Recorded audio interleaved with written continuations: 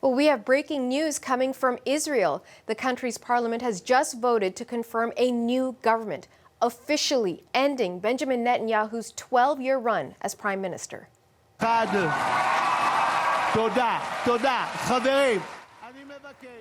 A scene of celebration inside the Knesset just moments ago.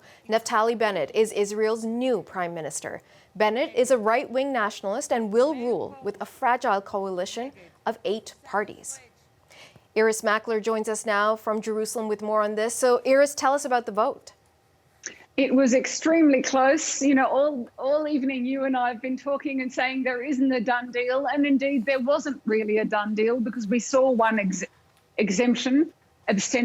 So what that means is that they didn't get the majority of 61 that they wanted. It was 60 to 59. That's very tight, but it is a majority. And that means that there is a new government. And we saw Benjamin Netanyahu having to find a seat on the opposition benches. They weren't happy. They weren't happy all day. In fact, in the Likud party, you could see that from how often they were interrupting Naftali Bennett when he made his speech earlier.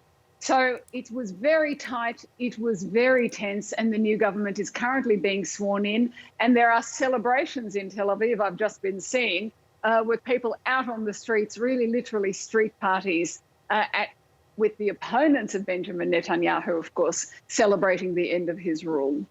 Okay, some folks might be celebrating, Iris, but you and I both know there are many challenges that this new government is going to face. So what lies ahead for them? Well, let's just start with this. They could be voted in tonight with just 60 votes, but if they want to pass a budget, Israel hasn't had a budget for more than 2 years because of this endless cycle of elections that were never got anywhere. So if they want to pass a budget, they need 61. And 61 they don't have at the moment. So that's the first challenge. How will they do that?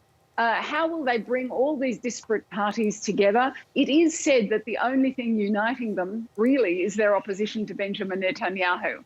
But there are Israeli analysts who argue that while ever Benjamin Netanyahu stays in opposition, is so aggressively against them, he will continue to unite them. There's one more factor, Natasha, and that's this. Some of these parties, if they do go to a new election, won't make it in. They might not even make it past the electoral threshold.